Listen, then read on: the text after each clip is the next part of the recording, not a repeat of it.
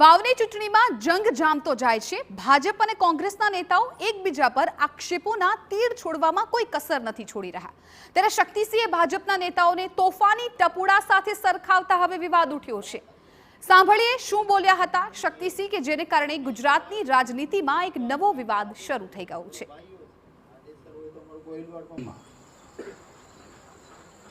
પુત્રીના નાના નાના ગલુડા વાલા લાગે એવા ગલુડિયા હોય, એક જ માના હોય, સરસ રીતે રમતા હોય, લડતા ના હોય, સરસ ભેગા મળીને રમતા હોય, અને એ શેરીમાં એકાદો તોફાની ટપુડો આવે, બેને પકડે ને આમાં મોઢા ઘસીને મૂકી દે, લડ્યા કરે। થાય છે કે નહીં? જોયું છે કે નહીં આવું?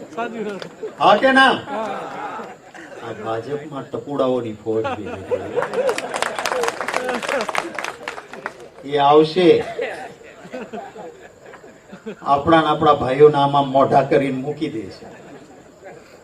ક્યાંય કોઈકનું ક્યાંક ઝઘડો થયો હશે વર્ષો પહેલા, તો કે તમારે ને આને તો આમ હતું, અને અંદરો અંદર એક જ માના દીકરાઓને લડાવવાનું કામ ટપુડા ન કરે એનું ધ્યાન રાખજો।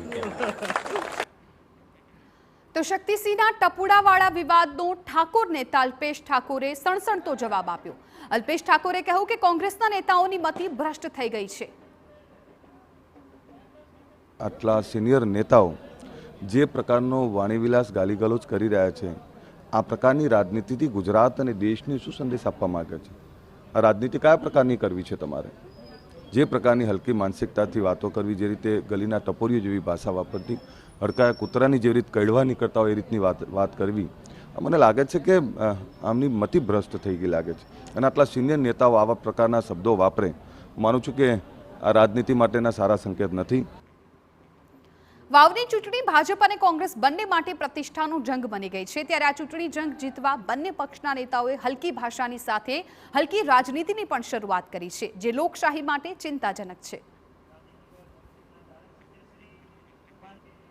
આપણા અલ્પેશભાઈ ઠાકોર સાહેબ પધાર્યા છે ત્યારે